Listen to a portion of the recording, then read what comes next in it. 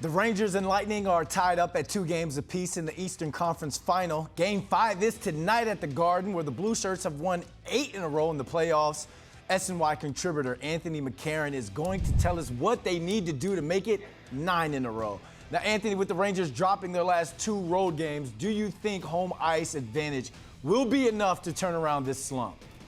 Well, you know, Brandon, I feel like there's been a lot of despair coming off the 2 road losses for the Rangers, but they're actually in a pretty good spot. I'm guilty of it too, believe me. But, you know, having home ice where they have played so well and the Garden crowd has been such a big deal to them through this playoff run, you know, I think anybody, including the Rangers Brain Trust and all the players, would have signed up for 2-2 with the 2-time defending Stanley Cup champions and home ice advantage in 2 out of the last 3. Now, I think the Garden energy can sort of boost the Rangers in Game 5 because there were moments where, and Gerard Gallant said this after Game 4, where the Lightning paid the price to win more than the Rangers did. And I think all the hooting, the hollering, the glass banging, all that stuff, I think is going to come into play for the Rangers in Game 5. And it's something that they can feed off of, where maybe the energy will be, they'll get a little jump, they'll get a little juice, and it'll have an effect on the game. So it's a huge deal for them right now.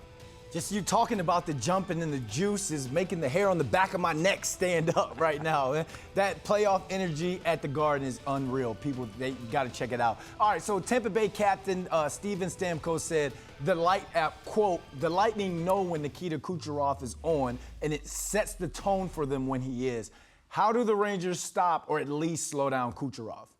Well, this is a puzzling question, and this will have a big impact on the way the series goes from here on in, because the Lightning are now in the playoff rhythm. They were clearly sluggish after their long layoff coming into the Eastern Conference Finals. Now they are clicking, and they really rely on their star players like Kucherov to get offense generated. You saw in Game 4, he bolted between 2 Ranger defenders for a breakaway goal, and that's the kind of thing that the Rangers are going to have to keep their eye on. They need to have a body on this guy at all times. He's a deft passer as well as a goal producer, so he is a looming presence, so is Stamkos, frankly, in this series. And, you know, the Lightning's skilled stars are very good, and they are also willing to do the work to get the puck and get pucks on Igor Shesterkin to create rebound chances. And so the Rangers have to clean up a little bit of that action in front of the net as well. Another Lightning star that has seemed to shaken off the rust is goalie Andrei Vasilevskiy.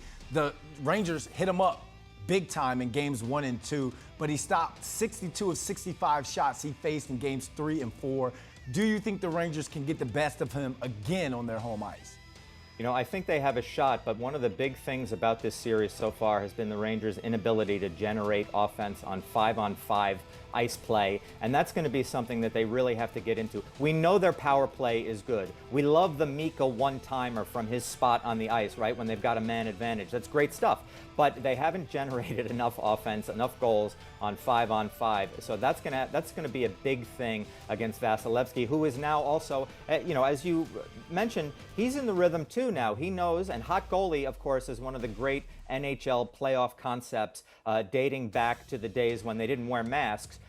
You know, having huge impacts and if on playoff series, and if he is now getting hot, that is trouble for the Rangers. But they do know that they have scored off this guy before, 9 goals in the first 2 games, which is unheard of, especially when we were expecting the big battle of the 2 best goalies maybe in the world. Igor Shesterkin calls Vasilevskiy the best goalie in the world, and he certainly has played like it the last 2 games. It's a big impediment to Ranger dreams of advancing on to the Cup final.